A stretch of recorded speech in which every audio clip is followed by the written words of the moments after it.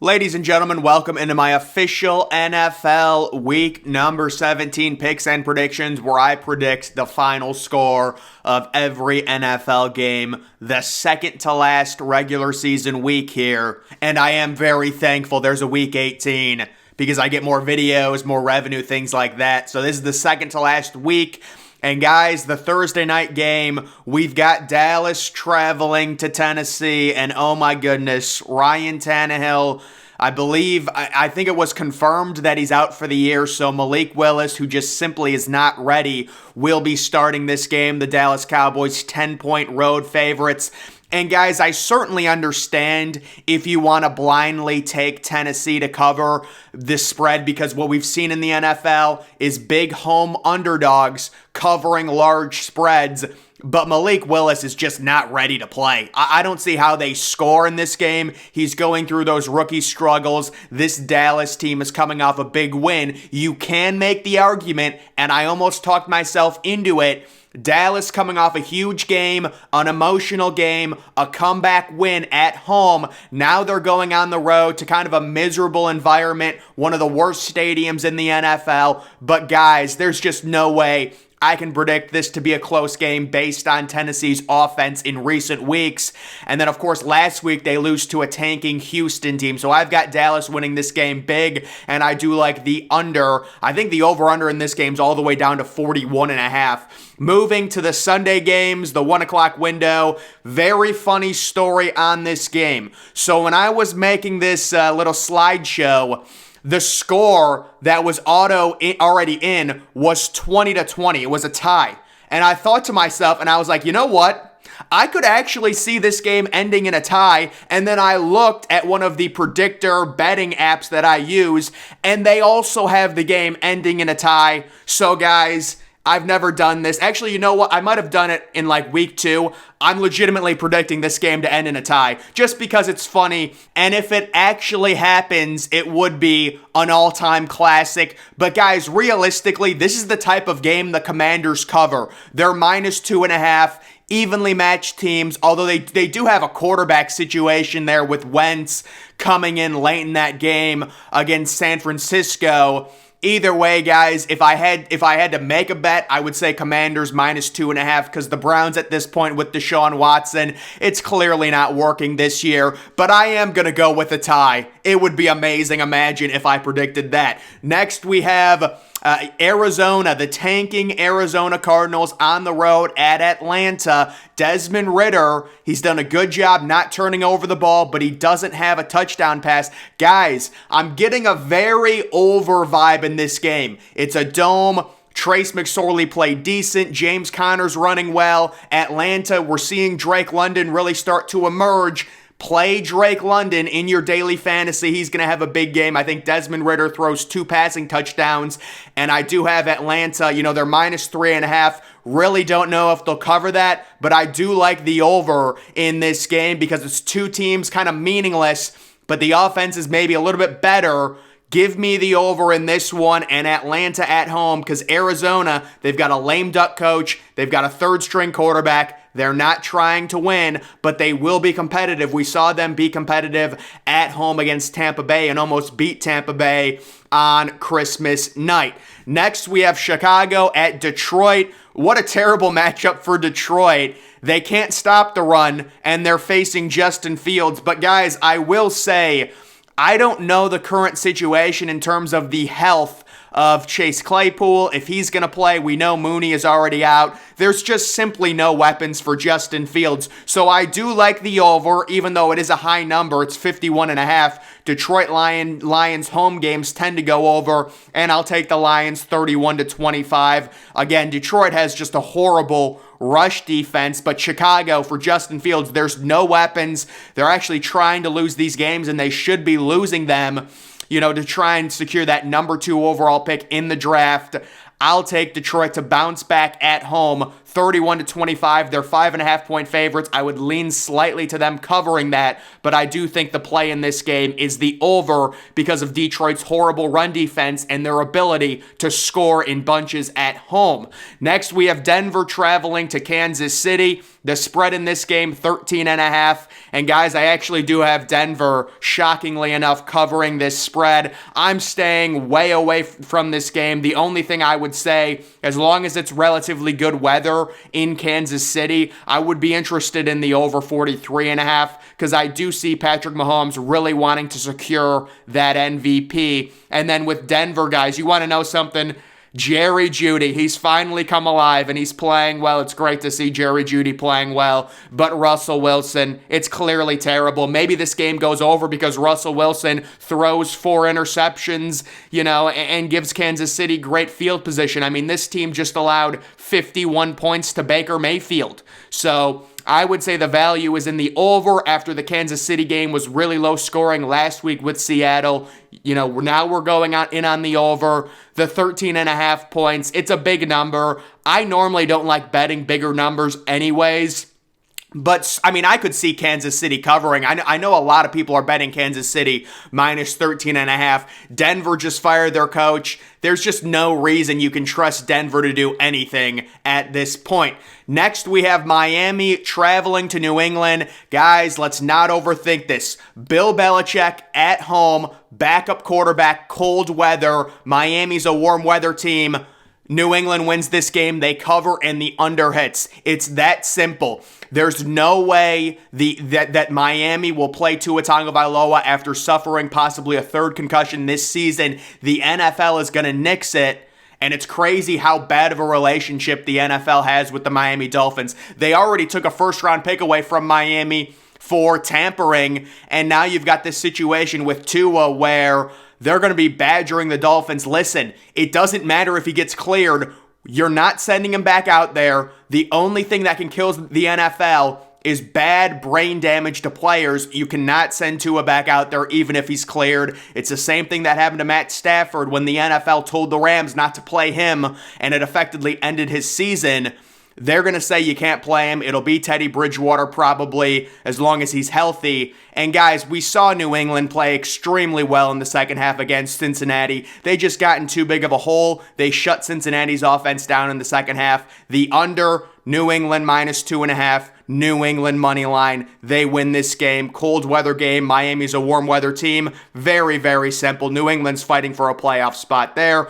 Next, we have the Indianapolis Colts, who have officially embraced the tank. They're traveling on the road at the Giants. The Giants playing well last week in Minnesota. The tough break, 61-yard field goal at the end of regulation. But guys, I think there's great value in this game on the home team because Indianapolis has given up. They're not playing Jonathan Taylor. They want to lose these games, and it's smart as opposed to the Giants really trying to finish off a good season, a winning season. They're going to cover the 5-point spread. Daniel Jones home unders. There's a major trend. Daniel Jones home games, the under hitting the overall total in this game. I've got it at 37. I think the over-under is probably into the 40s, so I would take the under if that is the case, and the Giants win this game because they're playing decent football right now. They're at home. They've got a solid defense, and Indianapolis is tanking.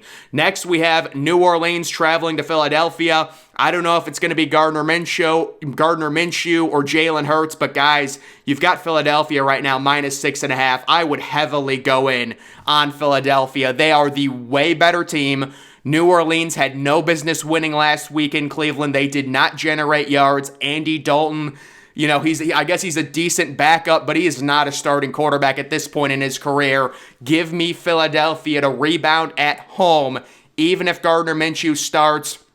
They're due for a win. They're at home. They're facing a dome team. Although I do think the weather is supposed to be nicer this Sunday. Apparently, we're getting a warm front, so these games might be like 50 degrees. To me, it doesn't matter. Devontae Smith, A.J. Brown, that defense, Philadelphia is just way better than New Orleans. And to me, this is going to be a blowout. 30-13. Next, we have Carolina on the road at Tampa Bay. Guys, I know I understand I'm going heavily against trends here. Tampa Bay has not covered. They're like 1-11 in their last 12 games against the spread. I just can't pick Carolina, guys. I think Tampa Bay wins this game. Maybe it won't be 31-14. Maybe it'll be 24-14. I think Tampa Bay at home, their defense steps up. We see the Sam Darnold we're used to. He throws 2 or 3 interceptions. They get a pick six. They get a scoop and score, and they end up winning this game in a surprising blowout. That's just the vibe I'm getting.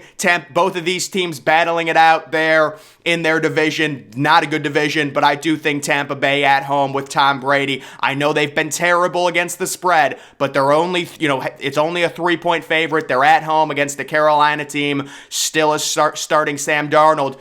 You have to shut down Carolina's run game. As long as you do that, at Tampa Bay, who tends to have a good defensive line, they should have success and they should be able to win this game easily. Again, the trends, everything is pointing to Carolina covering the 3 and possibly winning this game outright, but I just can't see it.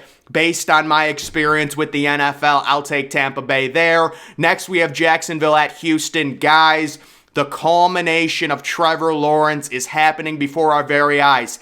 Houston has been covering spreads like crazy. They're due to get crushed, and they're going to get crushed by Trevor Lawrence. 3 passing touchdowns this game. Beautiful weather in a dome. It's going to be perfect. Jacksonville fighting for that division. They're going to be focused. They're going to win this game, and Houston is going to lock up the number 1 overall pick with this loss. Jacksonville only 4-point favorites. I think there's great value on them.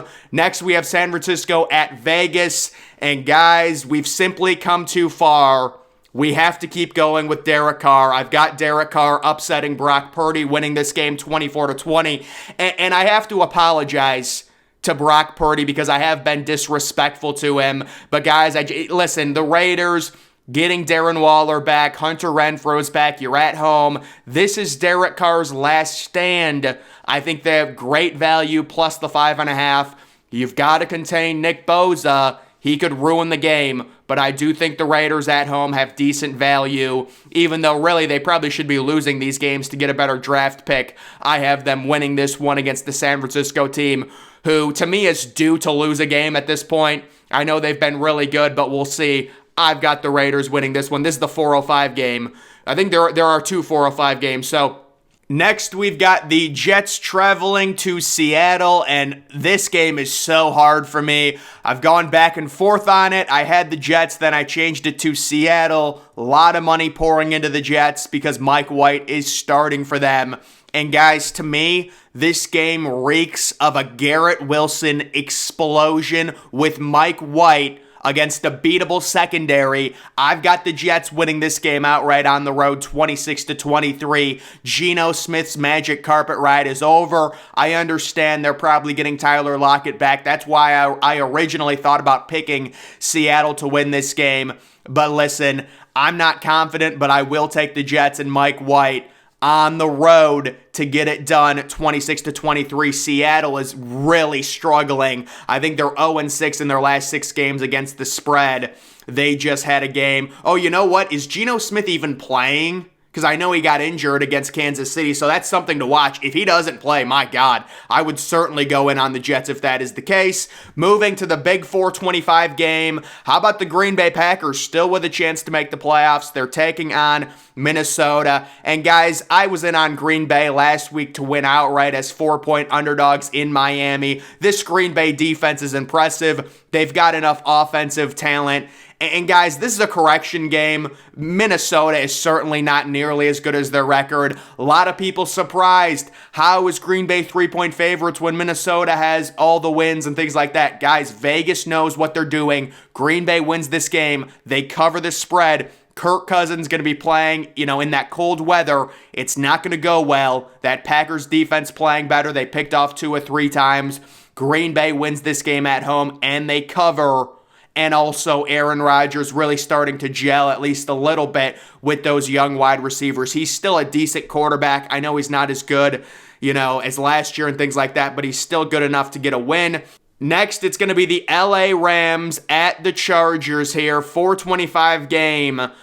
basically a neutral site game. The Chargers 6.5-point favorites. The Chargers do this thing where they cover road spreads, but they don't cover at home. And I think the Rams really found something there with their running game and Cam Akers really emerging. So I think the Rams hang in there, really play well. The Chargers win this game like they typically do by 3 points. And guys, remember, I was in on the Chargers covering on the road last week as 4-point favorites, or it was last night versus Indianapolis, because I said I think they're 6-2 against the spread on the road, but at home they never cover. And now they're facing a Rams team who has some serious momentum and no real reason to lose. Baker Mayfield is really battling to prove that he can be a legitimate quarterback in the NFL. I like them to keep this game close as 6.5-point underdogs. They're probably not going to win, but they should keep it close. The Chargers win this game 27-24. Moving to the Sunday night game, it is the AFC North defensive battle. The over-under in this game sitting at 36.5. The Steelers traveling to Baltimore. And guys, let's not overthink it. Baltimore's defense is just too good. They are so good, especially at home. They're facing a rookie quarterback. I do not know the situation surrounding Lamar Jackson. I haven't heard anything. He was supposed to be back last week. Hopefully he'll be back this week. I've got Baltimore using their running game with J.K. Dobbins, Gus Edwards, and especially their defense against a rookie quarterback at night in a hostile environment for Pittsburgh. They came back. I understand they got that big, Christmas Eve win against the Raiders, but they still only scored 13 total points. Baltimore's defense is so good. We should trust them, trust their defense. They win this game 19-13 and cover. And then the crazy Monday night game. Every year it feels like we get one game that is a shootout, that is really high scoring. Josh Allen, Joe Burrow. This game opened as a pick'em. Buffalo is now 1-point favorites. And guys, trust Josh Allen to win this football game 34-31. I love the over, whatever it is. There's always one game a year when it comes to Monday Night Football. Two great quarterbacks, higher scoring. That's what I'm expecting this one to be, as long as the weather is good. And in Cincinnati, based on the weather patterns we've seen, we should get good weather next Monday night, at least in terms of the temperature possibly being in the high 40s or the 50s. Josh Allen and Buffalo, they're fighting for that number 1 overall seed. They're fighting for that first round bye. He will make a statement against the Cincinnati team who really struggled in the second half and barely hung on against New England after going up 22-0. Give me Buffalo to cover the 1-point spread. Give me the over in this game. And it should be possibly the best Monday Night Football game of the season. So guys, those are my Week 17 NFL picks and predictions. Make sure you're following me on Twitter. Link to that's always in the description.